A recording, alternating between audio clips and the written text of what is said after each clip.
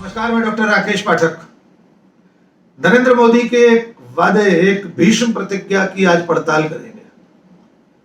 आपको याद होगा 2014 से पहले अपने पूरे चुनाव अभियान में गुजरात के तत्कालीन मुख्यमंत्री और प्रधानमंत्री पद के घोषित दावेदार नरेंद्र मोदी एक बात बड़ी डंके की चोट कहते थे। वे कहते थे कि अगर उनकी सरकार बनी, वे प्रधानमंत्री बने, तो भारत की राजनीति को अपराध मुक्त कर देंगे। अपराधी जेल में होंगे, उनके कानून के डंडे से न एनडीए के लोग बचेंगे, न भारतीय जनता पार्टी के। एक दो वाकये आपको याद दिला देते हैं जिससे आपको वो पूरा परिदृश्य याद आ जाएगा। 15 अप्रैल 2014 यानी मतदान से कुछ दिन पहले नरेंद्र मोदी की एक आम सभा हुई थी, बहुत बड़ी सभा थी अहमदाबाद में, और उसको वर्चुअल माध्यम से देश के 15 राज्यों के 100 शहरों में दिखाया गया था लाइव। वो नरेंद्र मोदी की larger than life digital image, वो उस भीम का इमेज के साथ नरेंद्र मोदी ने वादा किया था कि वे जिस दिन सरकार में होंगे अपराधी सीखों के पीछे होंगे। हरदोई की सभा में भी उन्होंने जनता से कहा था कि मैंने जो ठानी है वो मैं आपको बता देता हूं।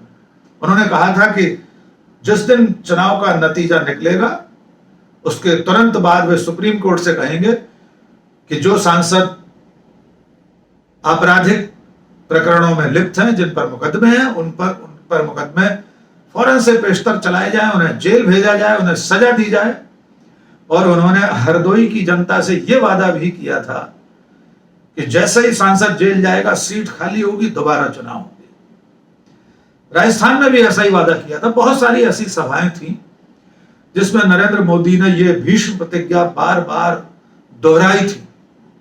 और अकेले नरेंद्र मोदी ने क्यों, भारतीय जनता पार्टी ने अपने घोषणा पत्र में 2014 के लोकसभा चुनाव में उसमें भी यह वादा किया था कि राजनीति से अपराधियों का सफाया होगा।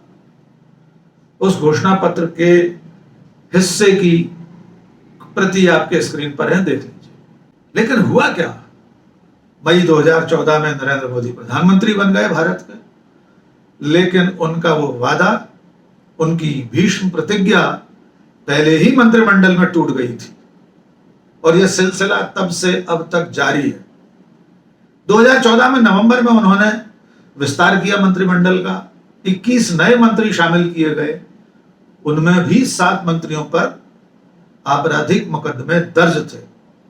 हंसराज अहिर, रमाशंकर कठेरिया जैसे और तमाम नाम थे जिन पर बलात्कार, दंगा, सांप्रदायिक सद्भाव बिगाड़ने इत्यादि इत्यादि के मुकदमे दर्ज थे। तब अरुण जेटली साहब ने एक बड़ा मासूम सा बयान दिया था। उन्होंने कहा था ये आरोपी हैं, अपराधी नहीं। यकीनन कानून की भाषा में जब तक सजा ना हो जाए तब तक किसी को अपराधी नहीं माना जा सकता, लेकिन ये सब लोग गंभीर अपराधों के आरोपी तो तब भी थे।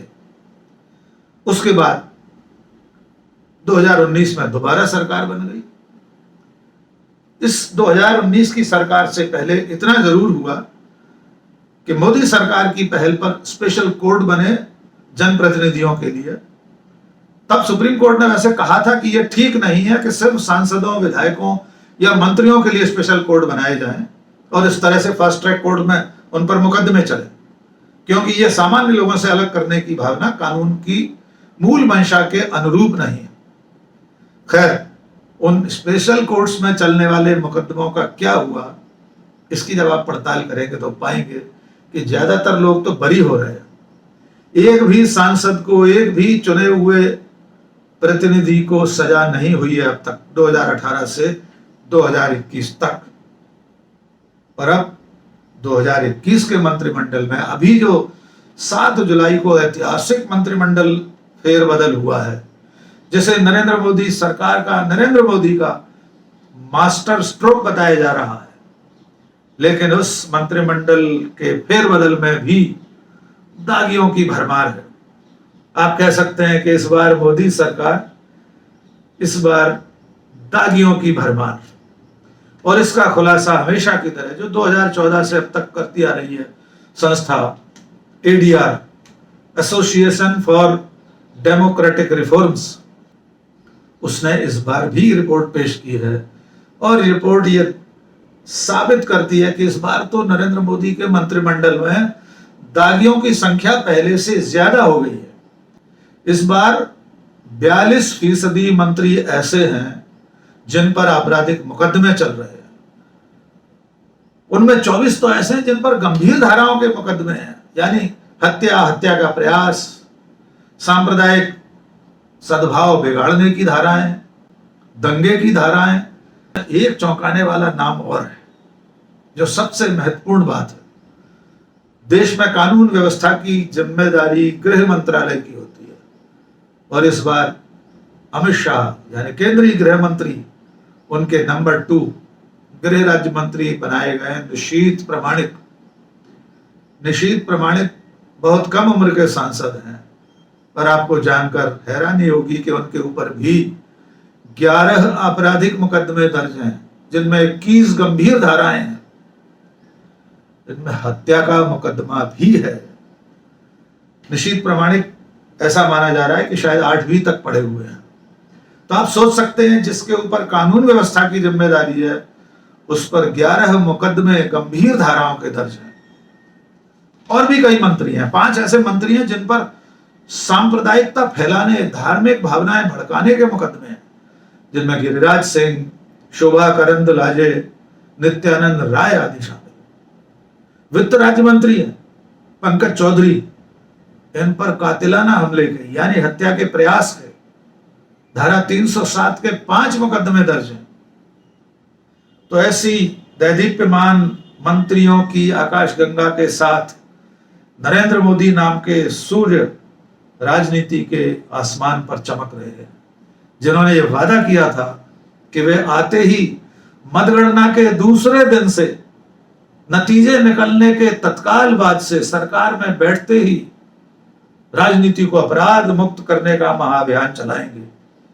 और ये अभियान चलाते चलाते वे 2021 में 42%, 42% आपराधिक मुकदमों में घिरे सांसदों को मंत्री बना चुके हैं। और यह सारी पड़ताल इन मंत्रियों के हलफनामों से ही की गई है।